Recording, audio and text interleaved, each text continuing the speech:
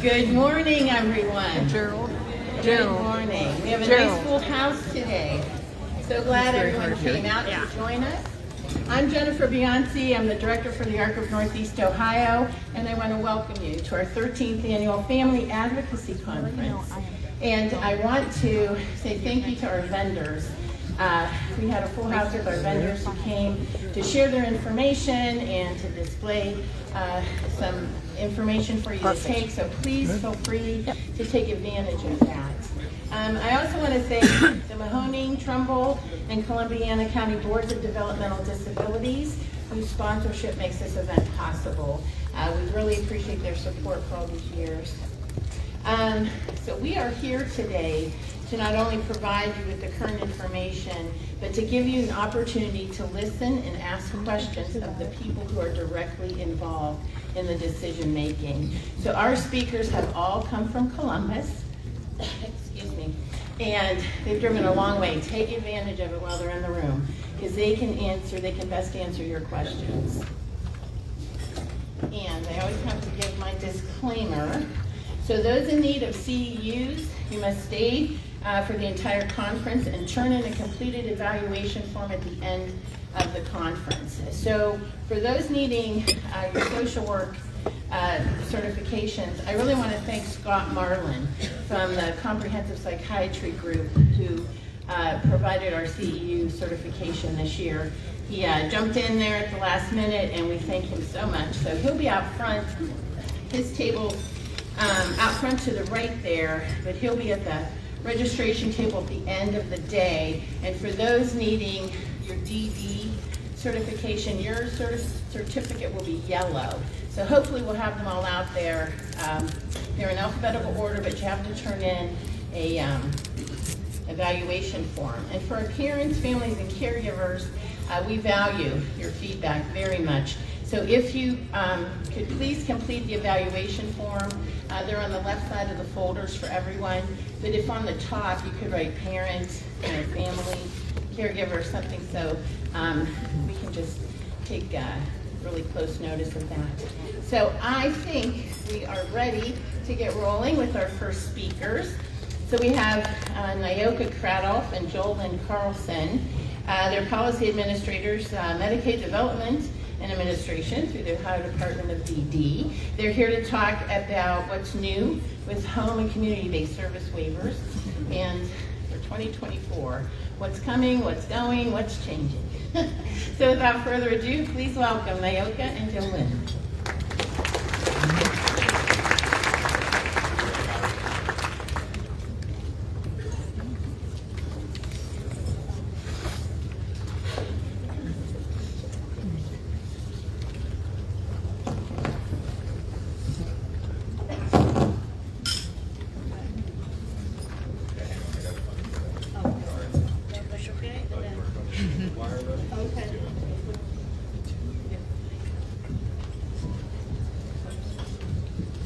Okay, there we go. Short person at the mic, so hopefully the rest of the folks will be able to adjust that as needed. And then I'm working the slides with this, right? Okay, sorry. Technology is not my best friend. But I'm filling in for the guy that got sick, so I'm fine. Okay. Okay, welcome everybody on this beautiful Friday morning. Thank you all for coming out. And we're going to get the day started off to this morning reviewing a number of the changes that occurred in the home and community-based services waivers in January of 2024. We're about 4.5 months into those changes, and then give you a heads up on the things that are going to be changing with the waiver amendments that are currently at CMS waiting for approval. So some of those things are still proposed. That would be starting in July of 2024.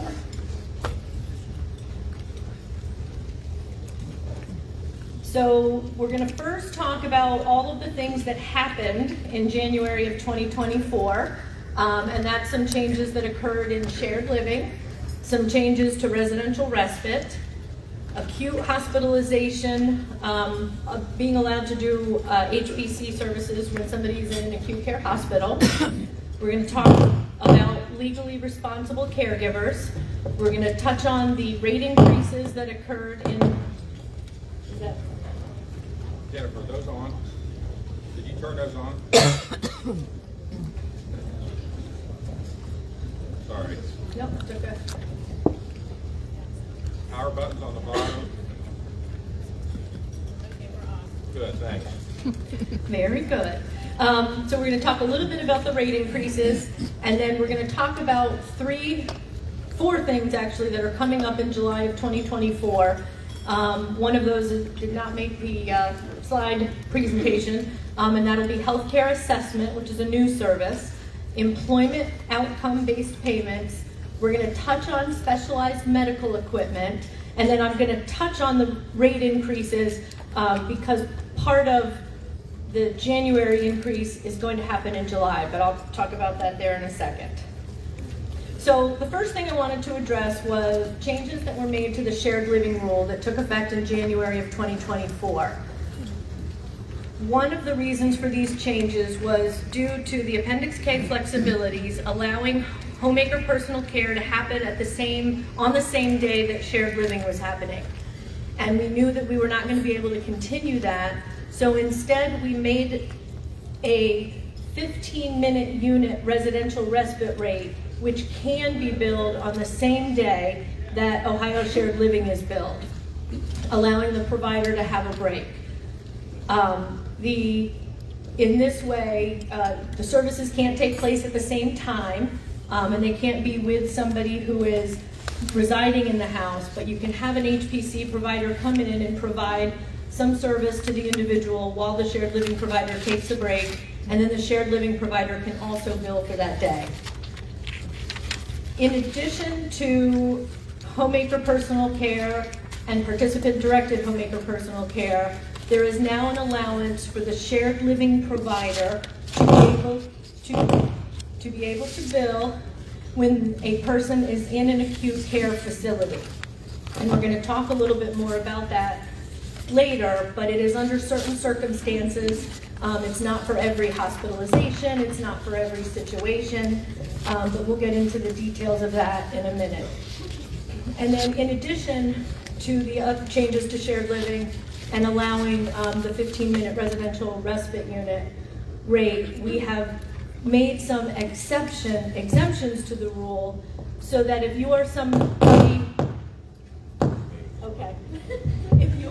who requires 2-on-1 staffing, maybe you require overnight awake staff, maybe you're somebody who qualifies for the behavior add-on or the complex care add-on, you and your team may have the opportunity to choose homemaker personal care in lieu of shared living.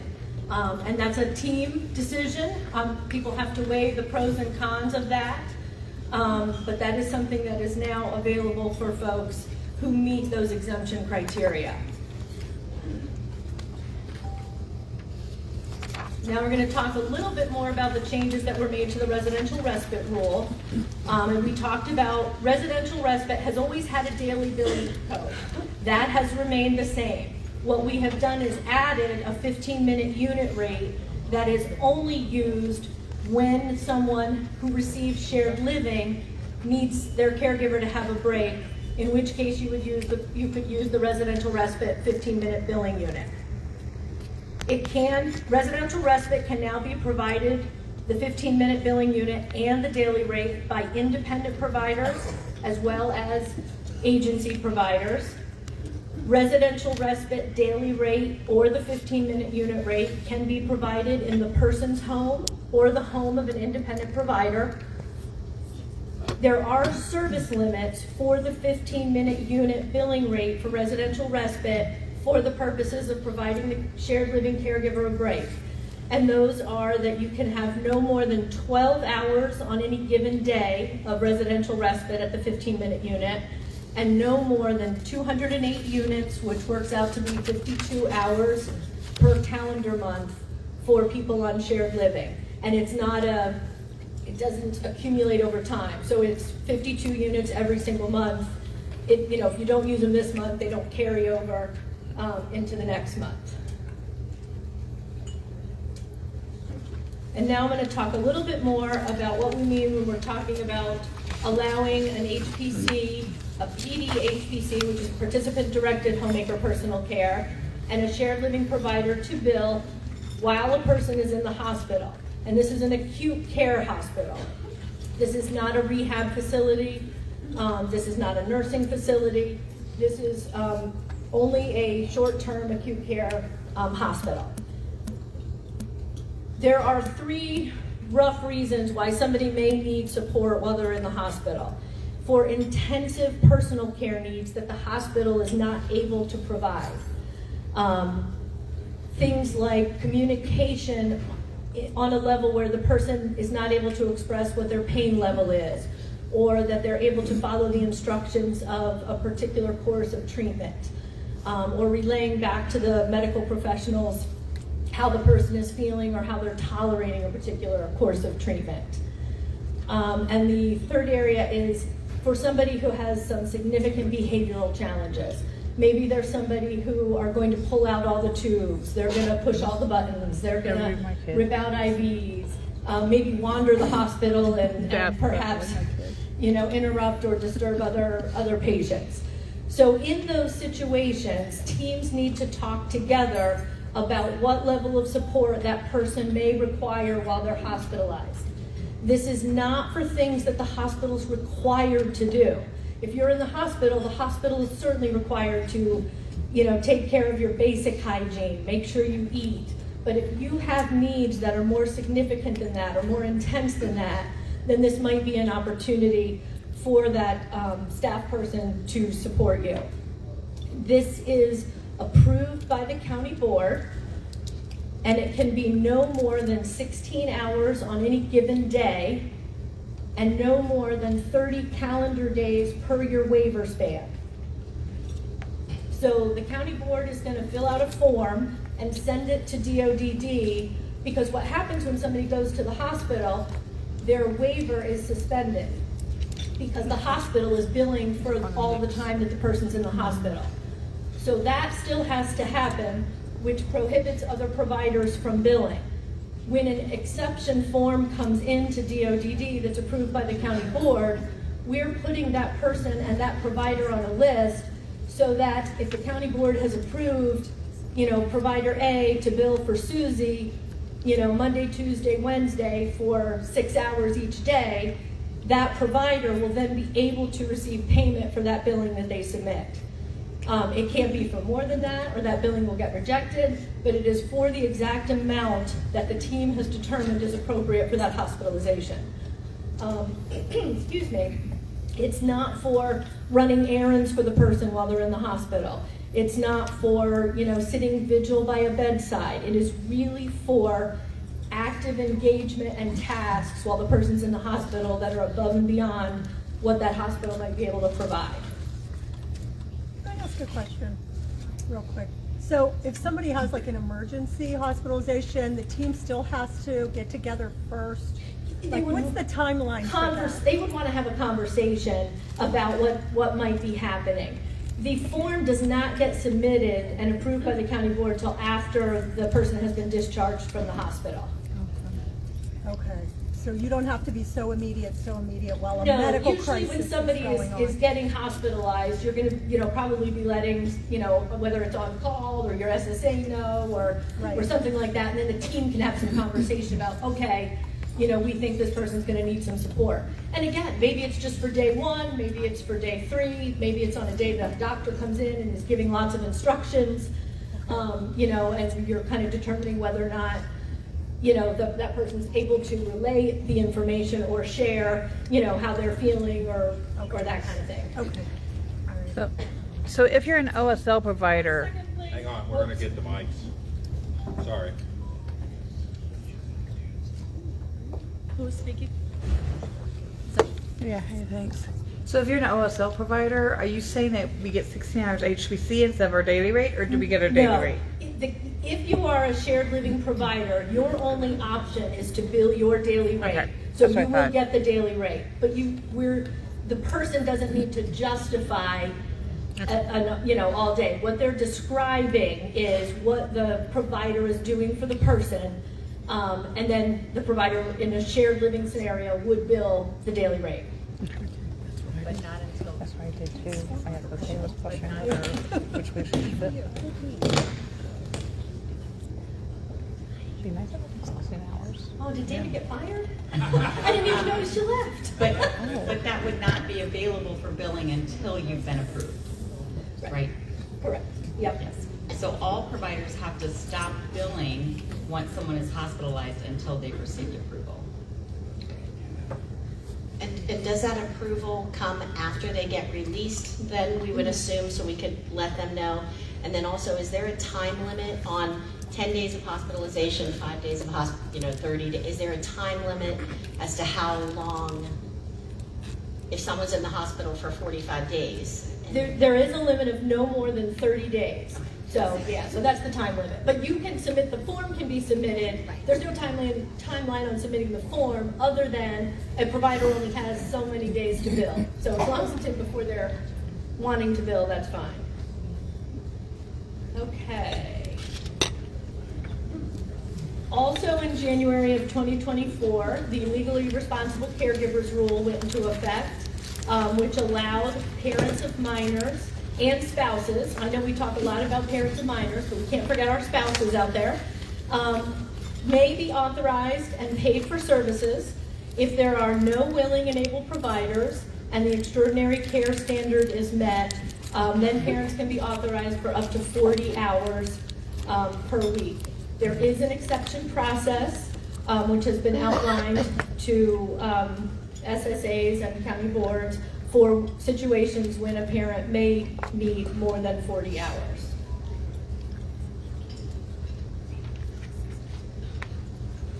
And then I want to highlight the rate increases that occurred in both January and July will be occurring in July of 2024. So as everybody knows, we had an unprecedented, very positive budget from the governor, and most waiver services within the individual options, the level 1 and the self waiver, received rate in all the services, most of the services, received rate increases. Those rate increases were happening in two parts. The first part happened in January of 2024, and the second part of that increase is happening in July of 2024. So even though the second part of that increase is happening in July of 2024, it was a part of the January 2024 rate increase package. Because of the rate increases, there were budgetary limit increases as well. It's important to know that the budgets were increased in January of 2024, and those increases took into effect the coming July 2024 rate increases. So there's not going to be an additional budget limitation increase because the increase happened once. And that is the level 1 and self waiver for children. The budget limitation is $41,424, and the adult budget is $62,136. In addition, the DDP funding ranges also were adjusted, and I didn't bring that to go through every county board of doing business category and every range. But again, just something to keep in mind is those budgetary limitations changed once, and that is already taken into effect, the July 2024 increase that is coming here in another couple months. Oh.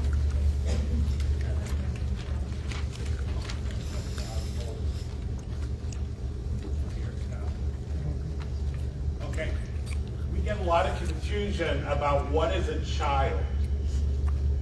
So when you're talking about the budget increases, most people, if they're in their teams, we get calls from SSAs all the time. There it is. Okay. That a child for the budget on level 1 and self is someone still in school. Correct. Yes. Yeah, under a self category, county board has Hello? Hello?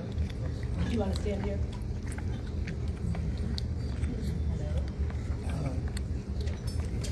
Hello? Okay. Under a self, the county board has a process to actually change the child. So once the child graduates, they actually have to change the category under a self waiver. Right, but often SSAs don't seem to know that.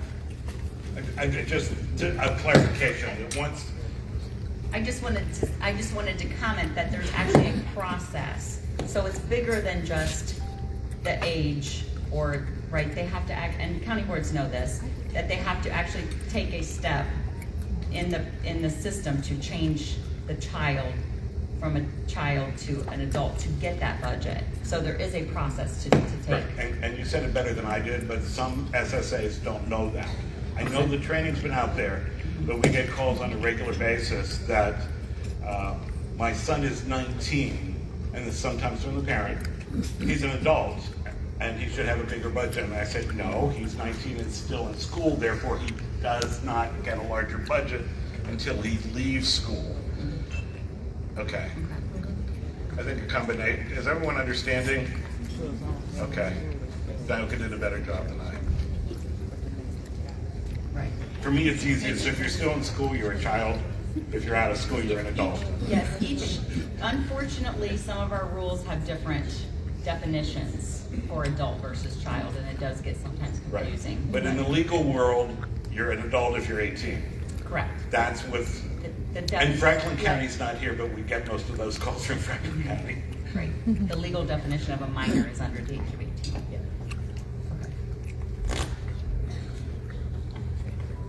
Okay, so now we're going to touch on some things that are in the waiver amendments and the IO waiver renewal, which are going to hopefully be happening in July of 2024. I'm not sure if anybody here participated in the Station MD pilot program over the last couple years, whereby individuals in the pilot, there was about 5,000 people statewide that participated, some folks in ICF, some folks with waivers, some folks without waivers, and they had the opportunity to have a physician that they could call at any time 24/7, and that physician would talk to them about, if there was a health situation coming up, whether or not somebody may or may not need to